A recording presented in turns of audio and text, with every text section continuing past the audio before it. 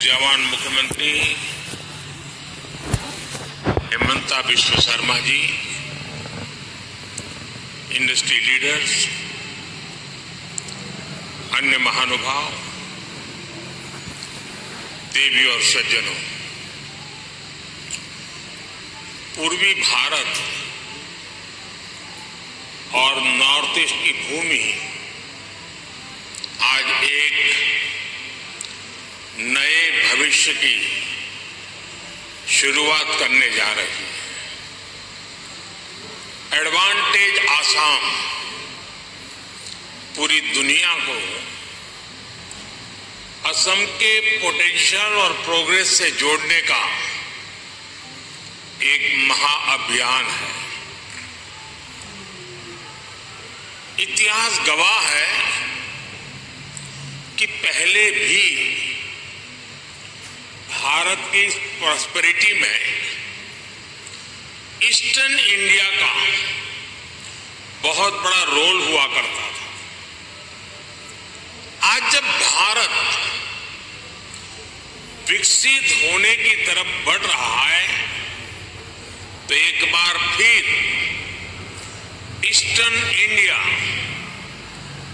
हमारा ये north east अपना सामर्थ्य दिखाने जा रहा है। एडवांटेज आसाम को मैं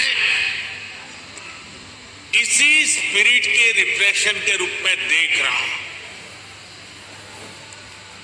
मैं असम सरकार को, हेमंता जी की पूरी टीम को इस भव्य आयोजन के लिए बहुत बहुत बधाई देता हूं। मुझे याद है 2013 में मैं चुनाव अभियान के लिए आसाम का दौरा कर रहा था। तो एक सभा में ऐसे ही मेरे मन से एक शब्द निकला था और मैंने कहा था, वो दिन दूर नहीं जब लोग अल्फाबेट्स पढ़ना शुरू करेंगे तो कहेंगे ए फॉर आसाम।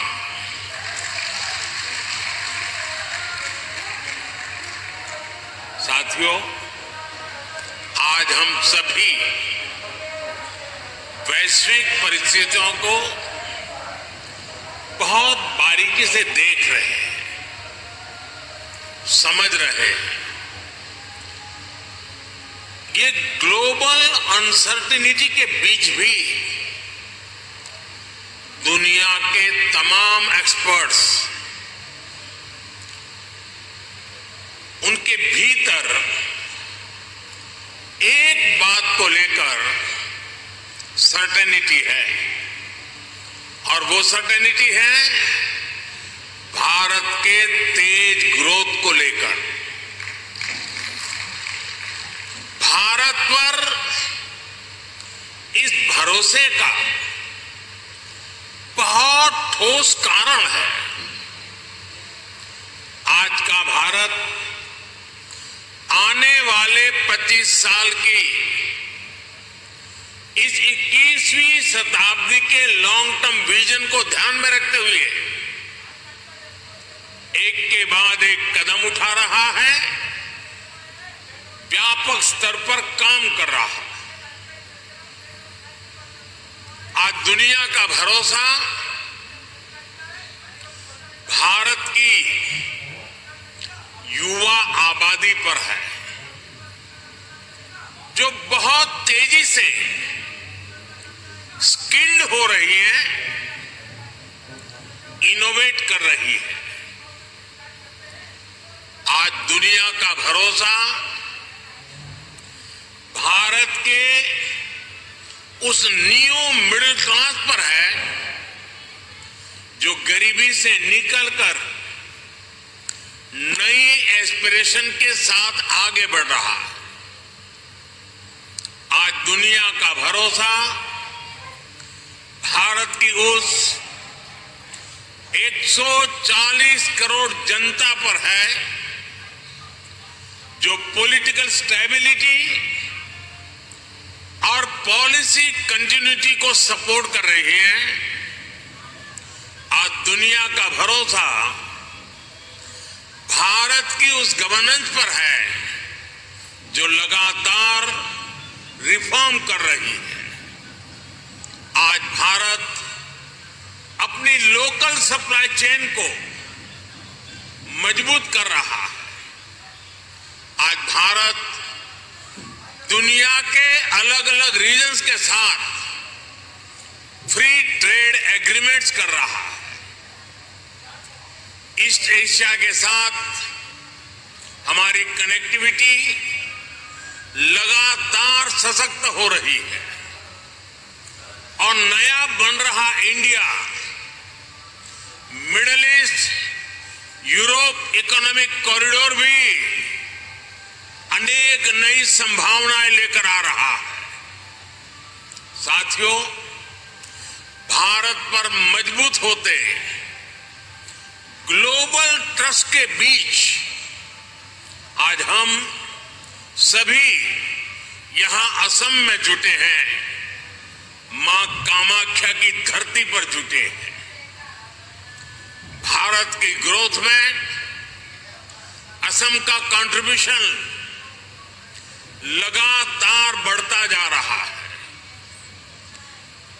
2018 में एडवांटेज असम समिट का पहला एडिशन आयोजित हुआ था। तब असम की इकोनॉमी 3.25 लाख करोड़ रुपए की थी। आज असम करीब 6 लाख करोड़ रुपए की इकोनॉमी वाला राज्य बन गया है। यानी भाजपा सरकार में सिर्फ 6 सालों में असम की इकोनॉमी की वैल्यू डबल हो गई है। ये डबल इंजन की सरकार का डबल इफेक्ट है। असम में हुए ढेर सारे इन्वेस्टमेंट ने, आप सभी ने असम को अनलिमिटेड पॉसिबिलिटीज का राज्य बना दिया है। असम सरकार यहां एजुकेशन, स्किल, अन्य कई प्रकार के डेवलपमेंट और साथ साथ बेहतर इन्वेस्टमेंट एनवायरनमेंट पर फोकस कर रही है। बीते सालों में भाजपा सरकार ने यहां कनेक्टिविटी से जुड़े इंफ्रास्ट्रक्चर पर बहुत काम किया है। मैं आपको एक उदाहरण देता हूं। साल 2014 से पहले ब्रह्मपुत्र नदी पर बस 3 पुल थे। यानी 70 सालों में सिर्फ 3 ब्रिज। लेकिन बीते 10 सालों में हमने 4 नए ब्रिज बनाए हैं। इनमें से एक ब्रिज का नाम भारत रत्न भूपेन हजारिका जी के नाम पर रखा है। असम को 2009 से 2014 के बीच रेल बजट में औसतन 2100 करोड़ रुपए मिले थे। हमारी सरकार ने असम के रेलवे बजट को 4 गुना से ज्यादा बढ़ाकर 10,000 करोड़ रुपए तक पहुंचा दिया। असम के 60 से ज्यादा रेलवे स्टेशन को भी मॉडर्नाइज किया जा रहा है। आज गुवाहाटी से न्यू जलपाईगुड़ी के बीच नॉर्थ ईस्ट की पहली सेमी हाई स्पीड ट्रेन चल रही है। साथियों, असम की एयर कनेक्टिविटी का तेज गति से विस्तार हो रहा है। 2014 तक यहां सिर्फ 7 रूट्स पर फ्लाइट्स ऑपरेट होती थी। अब करीब करीब 30 रूट्स पर फ्लाइट्स चलने लगी है। इससे लोकल इकोनॉमी को भी बहुत बड़ा बूस्ट मिला है, यहां के युवाओं को रोजगार मिला है। साथियों, ये परिवर्तन सिर्फ इंफ्रास्ट्रक्चर तक सीमित नहीं है। लॉ एंड ऑर्डर में अभूतपूर्व सुधार हुआ है। बीते दशक में अनेक पीस एकॉर्ड्स किए गए हैं। बॉर्डर से जुड़े लॉन्ग पेंडिंग इश्यूज का समाधान किया गया है। आज असम का हर रीजन, हर नागरिक, हर युवा यहां के विकास के लिए दिन रात मेहनत कर रहा है। साथियों, आज भारत में इकोनॉमी के हर सेक्टर में, हर लेवल पर बड़े रिफॉर्म्स हो रहे हैं। हमने ईज ऑफ डूइंग बिजनेस के लिए निरंतर काम किया है। हमने इंडस्ट्री और इनोवेशन कल्चर को बढ़ावा देने का पूरा इकोसिस्टम तैयार किया है। स्टार्टअप के लिए नीतियां हो, मैन्युफैक्चरिंग के लिए पीएलआई स्कीम्स हो, या मैन्युफैक्चरिंग कंपनियां और एमएसएमई को टैक्स में छूट देना हो, हमने हर एक के लिए बेहतरीन पॉलिसीज बनाई है। सरकार देश के इंफ्रास्ट्रक्चर पर भी बहुत बड़ा इन्वेस्टमेंट कर रही है। इंस्टीट्यूशनल रिफॉर्म, इंडस्ट्री, इंफ्रास्ट्रक्चर और इनोवेशन का यही कॉम्बिनेशन भारत की प्रगति का आधार है। और इसलिए इन्वेस्टर्स भी देश के पोटेंशियल को, उनकी और देश की प्रगति की पॉसिबिलिटीज को बदलता हुआ देख रहे हैं। और इस प्रगति में असम भी डबल इंजन की स्पीड से आगे बढ़ रहा है। 2030 तक अपनी इकोनॉमी को 150 बिलियन तक पहुंचाने का टारगेट सेट किया है। मुझे विश्वास है असम इस लक्ष्य को जरूर हासिल कर सकता है। मेरे इस विश्वास का कारण असम के सामर्थ्यवान और प्रतिभाशाली असम के लोग हैं, यहां की भाजपा सरकार का कमिटमेंट है। असम आज साउथ ईस्ट एशिया और भारत के बीच का गेटवे बनकर उभर रहा है। इस पोटेंशियल को और आगे बढ़ाने के लिए सरकार ने North East Transformative Industrialisation Scheme यानी उन्नति शुरू की है। ये Incoming voice call from +91 92202 72349. Incoming उन्नति स्कीम असम समेत पूरे नॉर्थ ईस्ट में इंडस्ट्री को, इन्वेस्टमेंट को, टूरिज्म को गति देगी। मैं इंडस्ट्री के आप सब साथियों से कहूंगा, इस स्कीम और असम के अनलिमिटेड पोटेंशियल का पूरा लाभ उठाइए। असम की नेचुरल रिसोर्सेज और स्ट्रेटेजिक लोकेशन इस राज्य को इन्वेस्टमेंट का प्रीफर्ड आप में एक ब्रांड है जो दुनिया भर में चाय के शौकीनों के जीवन का हिस्सा बन चुकी है। असम टी को 200 साल पूरे हो चुके हैं। ये लेगेसी असम को बाकी सेक्टर्स में भी आगे बढ़ने के लिए प्रेरित करती है। साथियों, आज ग्लोबल इकोनॉमी में बहुत बड़ा बदलाव हो रहा है।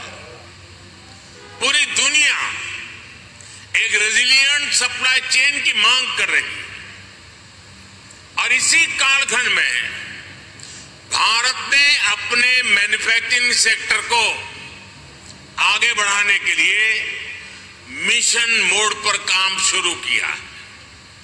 हम मेक इन इंडिया के तहत लो कॉस्ट मैन्युफैक्चरिंग को बढ़ावा दे रहे हैं। फार्मास्यूटिकल्स, इलेक्ट्रॉनिक्स, ऑटोमोबाइल, हमारी इंडस्ट्री न सिर्फ डोमेस्टिक डिमांड्स को पूरा कर रही है बल्कि इंटरनेशनल मार्केट में भी मैन्युफैक्चरिंग एक्सेलेंस के नए बेंचमार्क बना रही है। इस मैन्युफैक्चरिंग रिवॉल्यूशन में असम बहुत बड़ी भूमिका निभा रहा है। साथियों, असम की ग्लोबल ट्रेड में हमेशा से एक हिस्सेदारी रही है। आज पूरे भारत के ऑन शोर नेचुरल गैस प्रोडक्शन का 50% से ज्यादा शेयर असम के पास है। बीते कुछ सालों में यहां की रिफाइनरीज की कैपेसिटी में बहुत बड़ी वृद्धि की गई है। इलेक्ट्रॉनिक्स, सेमीकंडक्टर्स और ग्रीन एनर्जी जैसे इमर्जिंग सेक्टर में भी असम तेजी से उभर रहा है। सरकार की पॉलिसीज के कारण असम हाईटेक इंडस्ट्रीज के साथ साथ स्टार्टअप्स का भी हब बन रहा है। साथियों, अभी कुछ दिन पहले ही बजट में केंद्र सरकार ने नामरूप 4 प्लांट को भी मंजूरी दी है।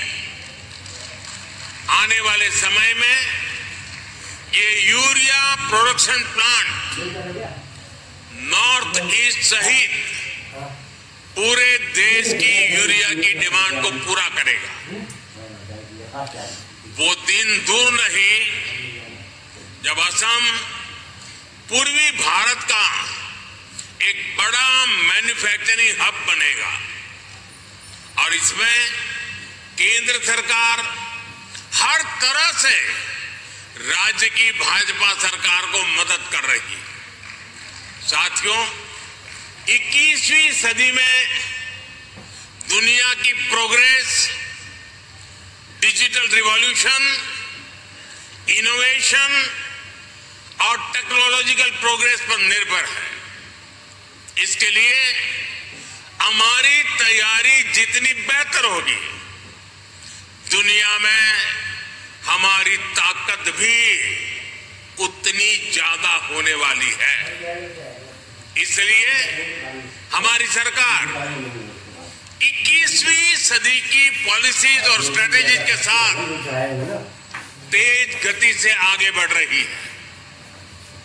हम सब जानते हैं कि इलेक्ट्रॉनिक्स और मोबाइल मैन्युफैक्चरिंग में बीते 10 साल में भारत ने कितनी बड़ी छलांग लगाई है। अब इसी सक्सेस स्टोरी को भारत सेमीकंडक्टर प्रोडक्शन में भी रिपीट करना चाहता है। मुझे गर्व है कि असम सेमीकंडक्टर मैन्युफैक्चरिंग में भी भारत के एक महत्वपूर्ण सेंटर के रूप में विकसित हो रहा है। कुछ महीने पहले असम के जागीरोड में Tata semiconductor assembly and test facility की शुरुआत हुई है। ये प्लांट आने वाले समय में पूरे नॉर्थ ईस्ट में टेक्नोलॉजिकल ग्रोथ को प्रमोट करने वाला है। साथियों, सेमीकंडक्टर सेक्टर में इनोवेशन के लिए हमने आईआईटी के साथ भी कोलैबोरेट किया है। इसके लिए देश में एक सेमी कंडक्टर रिसर्च सेंटर पर भी काम किया जा रहा है। इस दशक के अंत तक इलेक्ट्रॉनिक सेक्टर की वैल्यू $500 बिलियन तक पहुंचने वाली है।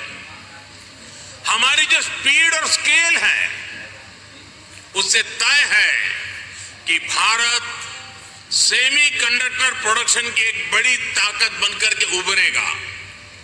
इससे लाखों लोगों को रोजगार मिलेगा और असम की इकोनॉमी को भी फायदा होगा। साथियों, बीते 10 सालों में भारत ने अपनी एनवायरमेंटल रिस्पॉन्सिबिलिटीज को समझते हुए भी नीतिगत निर्णय किए हैं। दुनिया हमारे रिन्यूएबल एनर्जी मिशन को एक मॉडल प्रैक्टिस मानकर इसे फॉलो कर रही है। देश ने बीते 10 वर्षों में सोलर, विंड और सस्टेनेबल एनर्जी रिसोर्स पर बहुत बड़ा इन्वेस्टमेंट किया है। इससे न सिर्फ हमारी इकोलॉजिकल कमिटमेंट पूरे हुए हैं, बल्कि देश की रिन्यूएबल एनर्जी प्रोडक्शन कैपेसिटी में भी कई गुना विस्तार कर पाया है।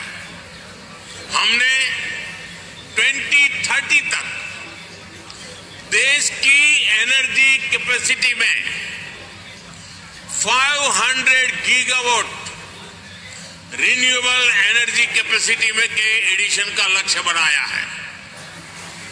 2030 तक देश का annual green hydrogen production 5 million metric ton हो, सरकार इसके लिए मिशन बनाकर काम कर रही है।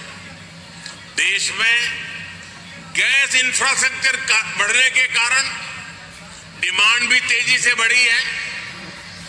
गैस बेस्ड इकोनॉमी का पूरा सेक्टर तेजी से एक्सपांड हो रहा है। इस जर्नी में असम के पास बहुत बड़ा एडवांटेज है। सरकार ने आप सबके लिए बहुत सारे रास्ते बनाए हैं। पीएलआई स्कीम से लेकर ग्रीन इनिशिएटिव के लिए बनी सारी पॉलिसीज आपके हित में है। मैं चाहता हूं कि असम रिन्यूएबल एनर्जी सेक्टर में एक लीडर स्टेट बनकर के उभरे, और ये तभी हो पाएगा जब इंडस्ट्री के आप सभी लीडर्स यहां के पोटेंशियल को सही तरह से मैक्सिमाइज करने के लिए आगे आएंगे। साथियों, 2047 तक भारत को विकसित भारत बनाने में पूर्वी भारत की भूमिका बहुत बड़ी होने वाली है। आज पूर्वोत्तर और पूर्वी Bharat infrastructure, logistics, agriculture, tourism और इंडस्ट्री में तेज रफ्तार से आगे बढ़ रहा है। वो दिन दूर नहीं जब दुनिया भारत की डेवलपमेंट जर्नी में इस क्षेत्र को सबसे आगे बढ़ते हुए देखेगा। मुझे विश्वास है आप इस यात्रा में असम के साथी बनेंगे, साझीदार बनेंगे।